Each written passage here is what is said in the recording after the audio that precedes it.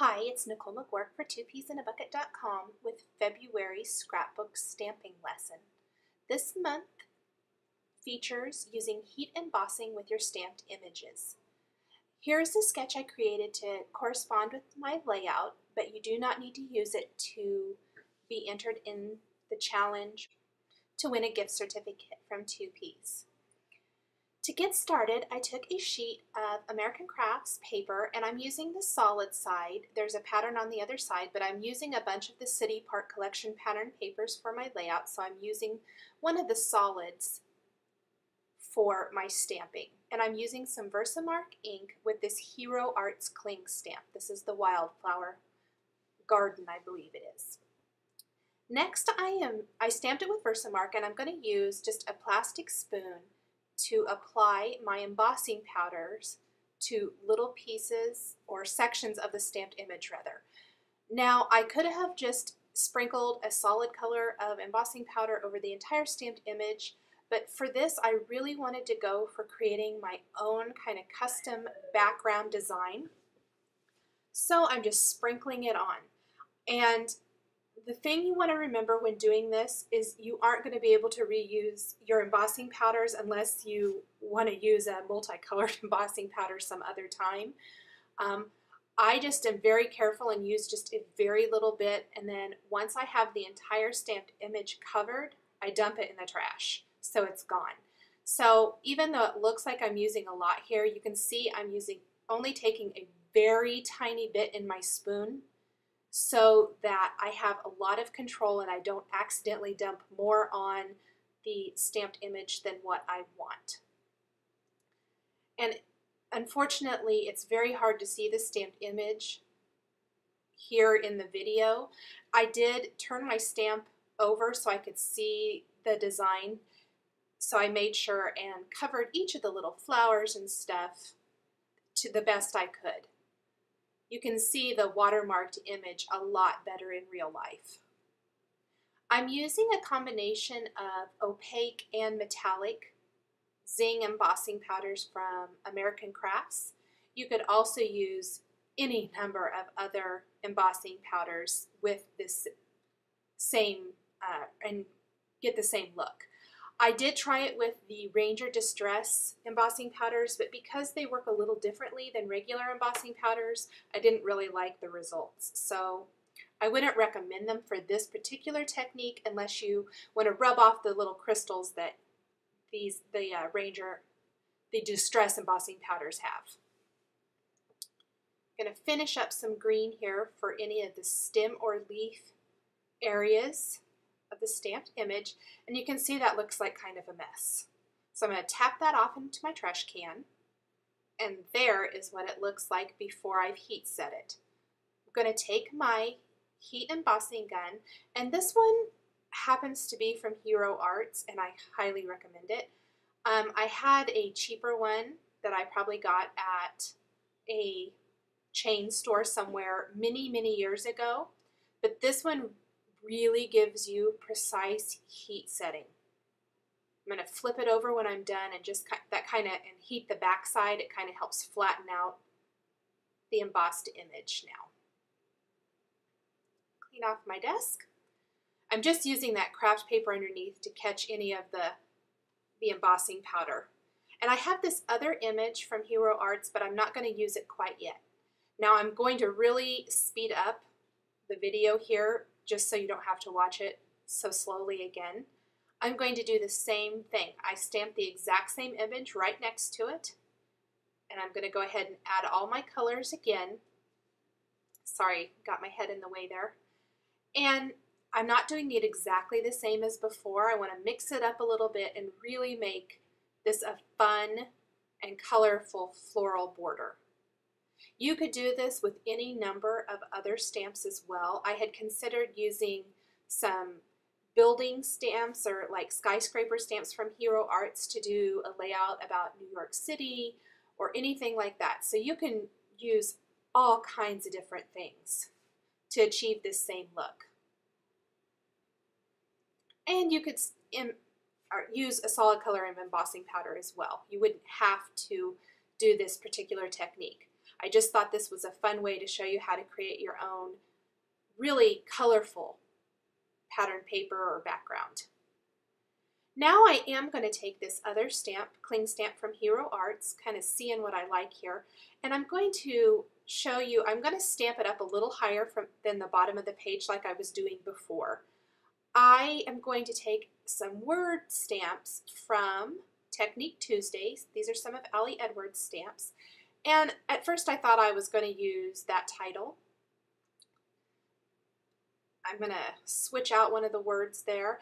This other stamp is from the Studio AE February set, and it's a really fun word set, and I ended up switching out the other word from the other Technique Tuesday set to say celebrate everyday beauty.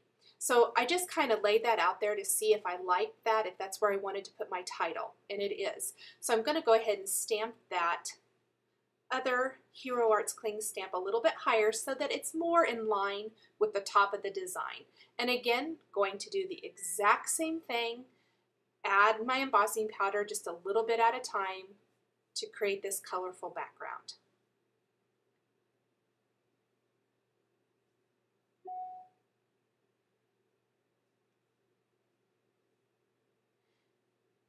When you can use Versamark ink, or you can use other embossing inks as well. I particularly like Versamark or the Big Embossy ink from Ranger.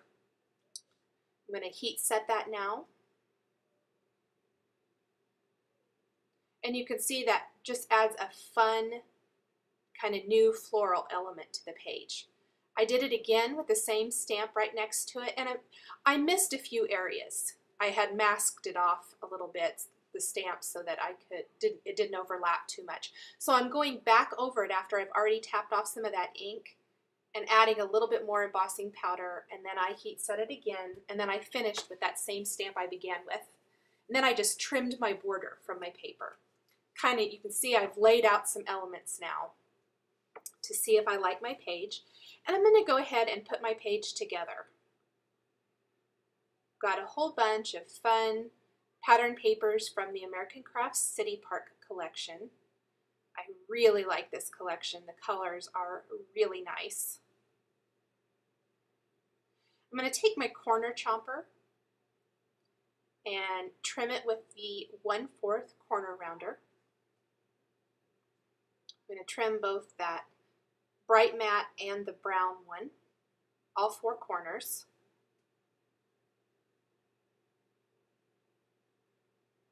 I thought it softened the background just a little bit. Add some adhesive. And then I'm using white cardstock for the background of my page. Now I've got another paper strip here, and a lot of these were scraps from other projects. So I was able to incorporate some of my scrap paper, which I always like to be able to do. This stripe is particularly nice. I like how it has so many colors, so it really ties into the stamped and embossed border. I'm ready to adhere that now. Place that, leave a thin strip of that striped paper right above it, and get that flattened really good. Now I've printed my photos at 2x3 in a photo strip. I've kind of cut them apart there.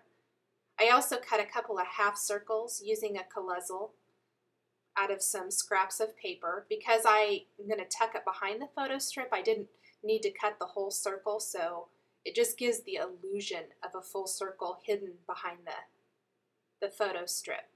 So I've got 5 2x3 photos and then 1 3x4 photo. Kind of more of a focal point photo, my favorite one. I'm going to go ahead and stamp my title now. I'm again going to use some Versamark. I'm going to stamp it right there on that dark green paper. I'm going to stamp Celebrate first. And then I have some of my embossing powders stored in these plastic tubs. It just makes it easy to knock that embossing powder right back inside. Easy cleanup. So I have my Celebrate stamped there, and I'm going to heat set that with my embossing gun.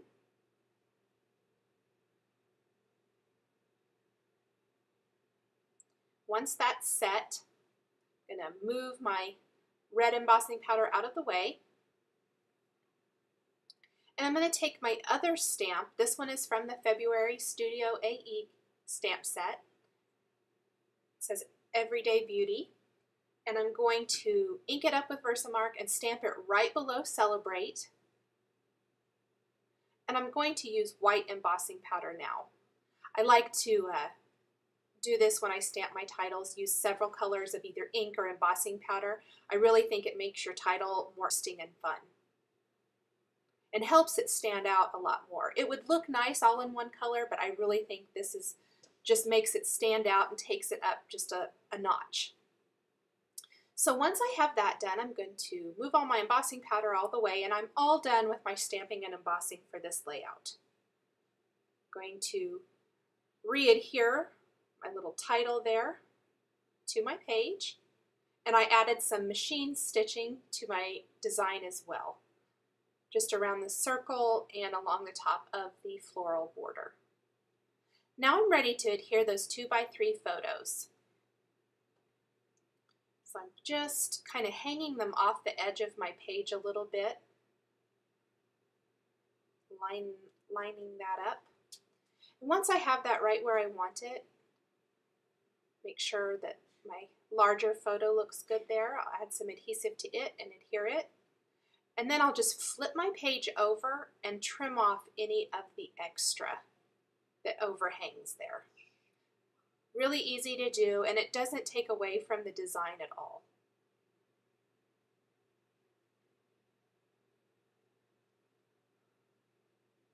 Kind of missed a little area, so I'm going to retrim that.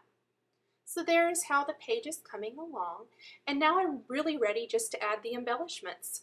I have a border sticker there with a cute little quote about travel. And I also have a little bumblebee sticker, and to see where I want to place it on the layout, I just thought the circle kind of tied in with the circle from the title, plus it added a fun element to the page. I added some foam adhesive behind it and adhered it. Also adhered a couple more October Afternoon stickers or tab stickers. And now I have a few brads, and I'm just going to place those randomly along the top portion of my page.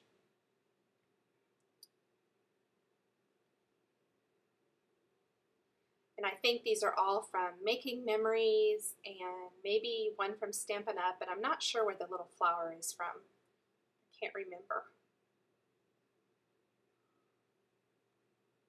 Get those all flattened.